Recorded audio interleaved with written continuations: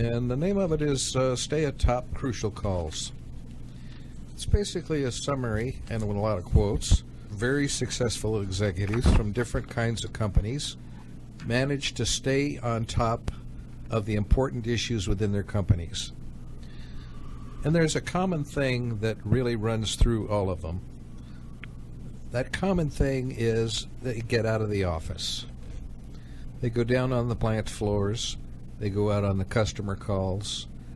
They get out and talk to their drivers. They talk to the warehousemen. They talk to the office staffs. But basically, they're people. And I think you'll find that that's one of the things. As a business owner, there are an awful lot of things that nobody else can do but you. And the biggest one is to set the tone and to set the pace of your company. You have to develop the confidence. And the only way for your people to be able to have confidence in you and to trust you is to know you. And besides that, you have to get to know them. I like to say, instead of staying on top of crucial calls, I used to call it learning by walking around.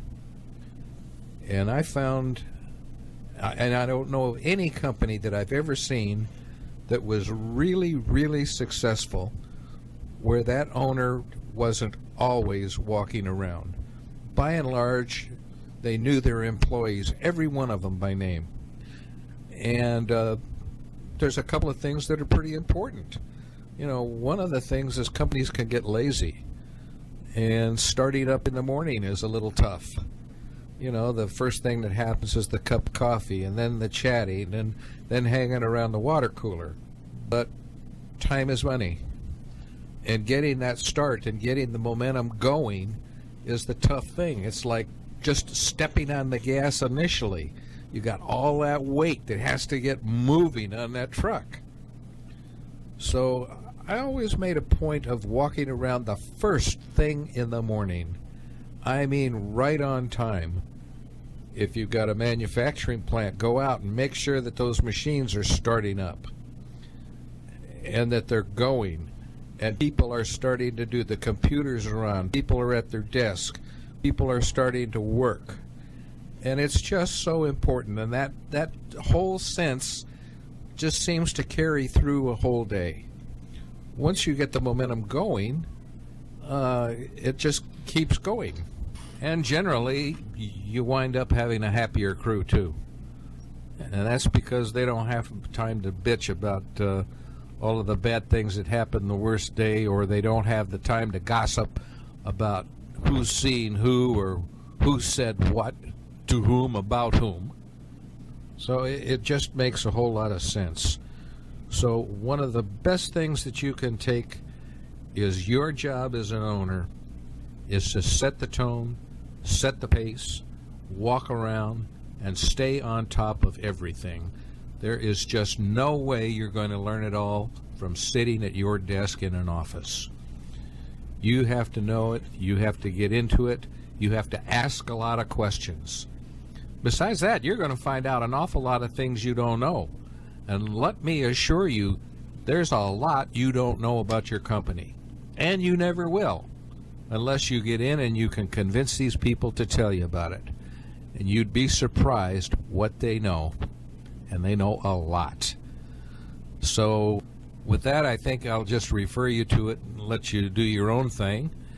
If you have any questions, be sure and give him a call into Don. He's got a lot of experience in that thing, and he knows firsthand what knowledge by walking around is, and he can tell you some stories that I couldn't even begin to tell you. Well, I have my manufacturing company. If I wasn't there at 7 o'clock in the morning, the trucks weren't going out. So, and I go, where's my truck? And he goes, oh, well, I have to do this. I say, customer wants our product. And then when you get done with that, come on back because I got some more work for you. So anyway, that's the real life experience. Okay, talking about business, I hope everybody's enjoying that. If the ones that didn't see the cartoons, I apologize. They're pretty cute cartoons. You can go to our website and YouTube.com, YouTube by Don Bruner, Brunner, and you can find those cartoons. So Here we go for 21 best business practices.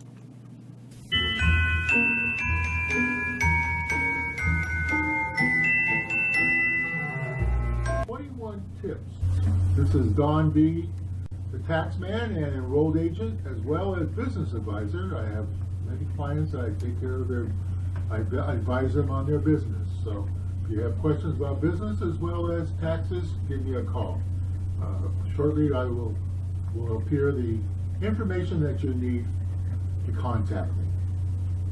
First, it's a checklist designed to help. So number one is keep good records about who the employee is and who the independent contractor. Obviously, if you can't prove he's an independent contractor, you're going to have to pay payroll taxes on him, and his side and your side. Number two, keep track of places where you may have a physical presence, even unknowingly, to properly comply with the state rules governing sales tax. I.e., if you have a sales office in Texas, you have an office in Texas, even though your business is even though you're shipping from California, you have a business site in Texas. Invest in good tax software, accounting system. That means accounting systems that keep track of good tax information. QuickBooks does it, but you have to tell QuickBooks which one you want. So check with my website, taxshowradio.com. Go to tax tips and you'll find a chart of accounts, which I think relates a lot to business. Those that track your records and regularly provide updates to new IRS rules. That means the software is coming in and telling you when you need to update. Hire a tax accountant who has experience in your type of business. Amen. However, in my case, I don't know if you can do that because I've been with so many different businesses and consulted on so many different projects. But whether it's a coffee shop or a construction company, find somebody that knows about your business. Number 5, keep good records on how much you pay for it and the dates that you placed it into service, and all business equipment, business vehicles, etc. Now, this is because there's lots of tax advantages to quickly writing off equipment, and so it's important that we know the date of in-service as well as the amount and the life of the equipment. Number 6, don't consider using funds that you have to withdraw from employees' payroll tax. So many people today are short, and so they delay paying their payroll tax. My best advice is get a payroll service. They make you pull the full amount, including payroll taxes, in when they send the checks out. Even though it's tough, it keeps you from getting in trouble. Number 7, one of the biggest traps for small business taxpayers is estimating taxes. And that's because you're not sure whether you're going to have a full good year or not. Paying them on time is number 1. Collecting them correctly is number 2. And knowing the safe harbors that can protect you against underpayments. Miscalculations of any of these steps can be a major headache, so speak with someone, most likely your tax accountant, amen, an enrolled agent who knows the rules. Cold. That's me. Number 8, if your spouse, children, mother-in-law, and other close relatives work in your business, make sure she abides by the same employment rules as the unrelated employees. Otherwise, you're going to have a visit from the Labor Department, Labor Board. Number 9, select a tax year for your business that reflects the natural ebb and flow of your business receipts and disbursements. That way you won't get caught in a cash crunch when tax time comes. Well, that may be a little bit of a problem because if you file a corporation, then they're going to ask you what the major stockholder's tax year is. So I agree with it, but you may not always be able to do it. Number 10. You or your accountant should retain all relevant tax records for at least 3 years. And for the state of California, it's 4 years. Number 11, keep detailed records on how you use your personal or your business-owned vehicle for business or for personal use. It's necessary to have a log to present to IRS in case of audit. Hire a reputable third-party administrator, such as Fidelity or Vanguard, to manage your 401k plan and other tax-favorable employee benefits. Number 13, Make sure that you and your tax accountant are familiar with the tax rules, including the favorable tax credits and deductions that are unique to your business. Number 14. If it becomes necessary for your small business to open a foreign bank account in order to pay vendors or others in another country, make sure that your tax accountant is vigilant in following the new rules for foreign bank accounts, which I call FATCAT, and it means Foreign Tax Compliance Act. This is the reporting by the bank of your accounts. You need to file an FBAR and, in some cases, a TD report to the Department of Treasury, which is due June the 30th for the Department of Treasury and is due on your tax return by when you file your tax return, either April the 15th or, if you have an extension, October the 15th. If you don't do this, your tax return will not be considered completed, and it will be open until you file the proper paperwork for your foreign investments. Number 15 is, if your hope is that your business will continue after you die, under leadership of another family member or designated heir, take steps to protect the business against forced sales in order to pay inheritance tax. In other words, make sure you've set it up so that there's enough cash to pay the inheritance tax on your business. Don't become foolishly embroiled by thinking that the IRS will have to prove that you have done something that doesn't conform to the tax law. The burden of proof in tax law is on you, not on IRS. Become familiar with tax rules surrounding starting, running, selling, or shutting down a business.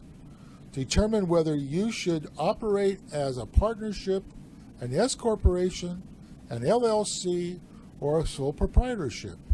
Each one has its advantages. Your tax accountant should be familiar with these rules. Number 18, have a one-on-one conversation with your accountant about Affordable Care Act.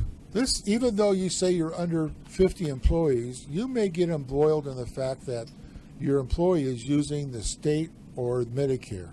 If you can't pay the taxes you owe IRS or another tax agency, this situation doesn't get better by ignoring it. Amen.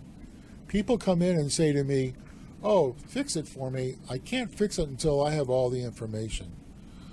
Number 20, when somebody pays you in cash, it doesn't mean that that payment is non-taxable.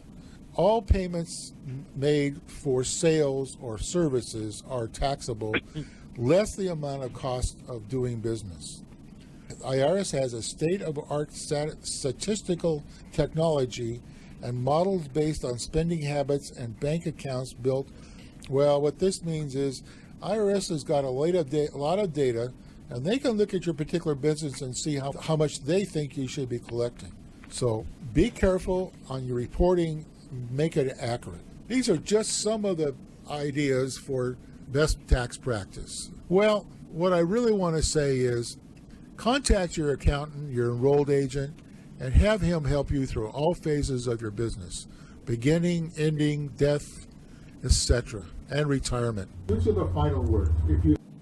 Okay, I had a lot of fun doing that one. I hope the cartoons were appropriate, and so now we're at, Dick, where we're going to talk about conundrums, and it's called Food for Thought.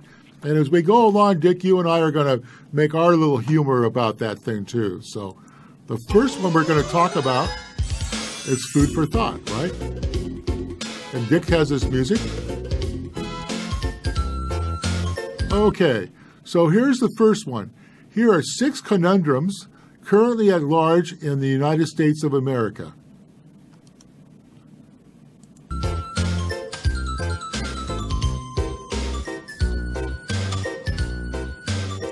Okay, American is a capitalist and greedy, yet half of the population is subsidized.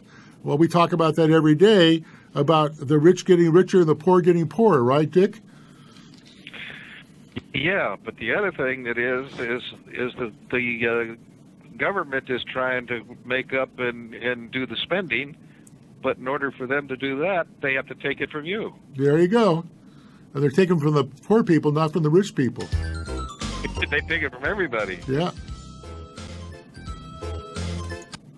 Okay. The next one is, It seems like constantly hear about Social Security is going out of money. How come we never hear about welfare money and stamps running out of money? What is an interesting fact is the first group work for their money, but the second don't. So here's where the money's coming from. The federal government's pouring into the states, and the states are putting into welfare. But this man here on the right hand says this is a lot of trouble. Why can't I just sign online? He doesn't even want to walk down to get his assistance check, Dick. Yeah, I know. Very funny. Okay, let's go to the next one.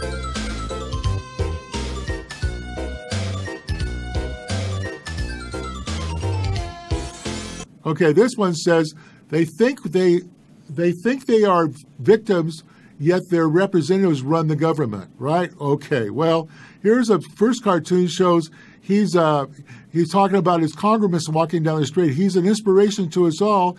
He evades the draft, taxes, and questions about the Congress people. They have their own idea. If you look at the other side, though, the victims are the guys who get the Social Security check, and half the time their Social Security check's not there. And when they go to find out, the Social Security Department's closed because they're running out of helpers or something like that. That's a little interesting. If you want to take a look, Don, at the composition of the population, you really have the public sector and the private sector, right? Public Yes. sector being government and the private sector being you and I. Yeah, exactly. It's them against us, and let me tell you, they're living a whole lot better than us. They sure are. They sure are.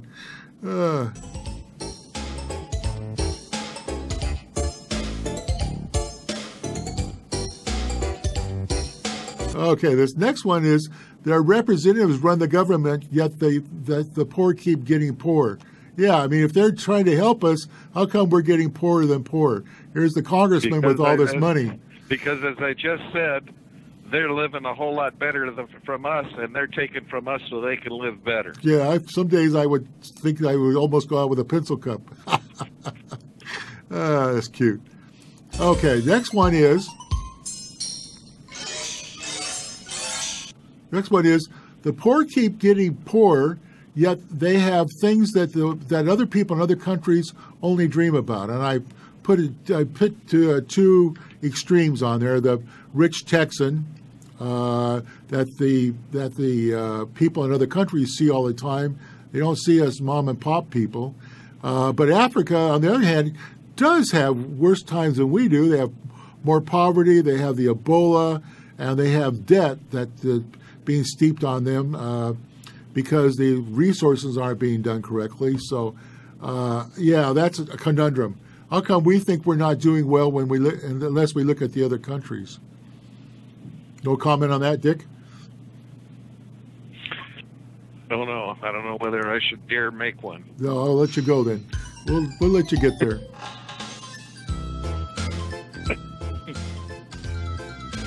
Okay, and then the next one. What happened here? I can't see my own cartoon. There we are. Oh, this one doesn't really appropriate, but I threw them in there anyway, and I'll explain it to you. They have things that the people in other countries only dream about, yet what America wants to be is more like other countries. Well, yeah, some people want to go and avoid taxes by going to other countries, but they find out. I had a specific case of where a man went to not Puerto Rico, but to Panama, and the corruption in Panama was so bad that he came back to America. He was paying his household help in cash. As soon as they walked out the front door, there was a policeman taking part of their money from them. So it's not that great. However, it shows on the cartoon. It shows one of the congressmen Al Sharpton going through there and saying, "I don't have to pay any of that stuff." And on the other hand, it shows the Obama saying he changed the Bill of Rights to say "we the people." Now it's "me the people." I think that's really, really appropriate after he said, "Oh, I'm going to veto all the Congress bills." So there's another interesting thing, Don. Yes, go ahead. I'm just going to get to the next one. The other interesting thing is that there's an increasing amount of people renouncing their citizenship and leaving. Yeah, but like And I say, that I'm not seems sure to they're be going to get it better increasing than. now. I'm not sure they're going to get it better than they get it here in the United States, though. That's the problem. There's. It depends on who's leaving. Well, I wouldn't go to France If right they're now. taking all your money, they're leaving. Yeah, but I wouldn't go to France right now because they just got shot up. So their Yeah, but security they caught system. the ones that shot them up. Yeah, but they didn't catch them before they killed them. They only killed 5. That's 5 is too many, Dick. I mean, when they got them, there was, I don't know how many. Yeah. But that's a problem. That's a worldwide problem. That's a whole nother issue. Well, I'm trying to say maybe you don't want to go to another country. So, all right. So here's some You more. think it's not coming here? Yeah, it is here. I congratulate, even though I'm giving up some of my rights, I congratulate our government on what they are doing. So they can definitely do more too, but I congratulate what they have done. Okay, so here's some short sentences that tell a lot about the direction of our current government, and then we're going to show some cartoons, and then Dick's going to give you Cicero's opinion in BC about government. Okay, so we are advised not to judge all Muslims by the actions of a few lunatics, but they encourage to judge all gun owners by the actions of a few lunatics. Funny how that works exactly. Seems we are constantly, and I'm reading this because of people can see it on the screen, but for the iPod people, I want you to enjoy this too. Seems we are constantly hearing about how Social Security is going to be running out of money. How come we never hear about welfare stamps running out of money? What's interesting is the first group worked for their money, but the second didn't. Yes, welfare people. Think about it. Okay. And let's see where else we hear. Okay. The third one is why are we cutting benefits for our veterans, no pay raises for our military, and cutting our army to a level lower than World War II, but we are not stopping payments to benefit illegal aliens? And there's a cartoon at the end that says that. And am I the only one missing all these points? I don't think I'm the only one missing all these points or not. So I'm going to keep playing, Dick, and you can do the final words on this. Boop, boop. So this is a bad one. I only have that for 2 seconds. Okay, give me your undocumented immigrants is what it's saying here, Dick.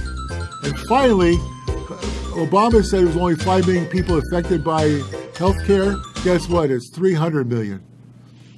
All right, Dick, you can finish it up, and then tell what Cicero said back in 55 BC. Well, we've had a lot to learn. In 55 BC, Cicero was attributed with saying that the budget should be balanced, the treasury should be refilled, public debt should be reduced, the arrogance of officialdom should be tempered and controlled, and assistance to foreign lands should be curtailed, lest Rome become bankrupt. Guess what? There's no more Rome. And the people must again learn to work instead of living on public assistance. Guess what? There's no more Rome. Yeah, but guess what? What? When that was 55 BC, we haven't learned much, I have we? guess we haven't learned very much. Exactly. Yeah. Well, it's the greed of So everybody. doing the same stuff now as they did then. Exactly.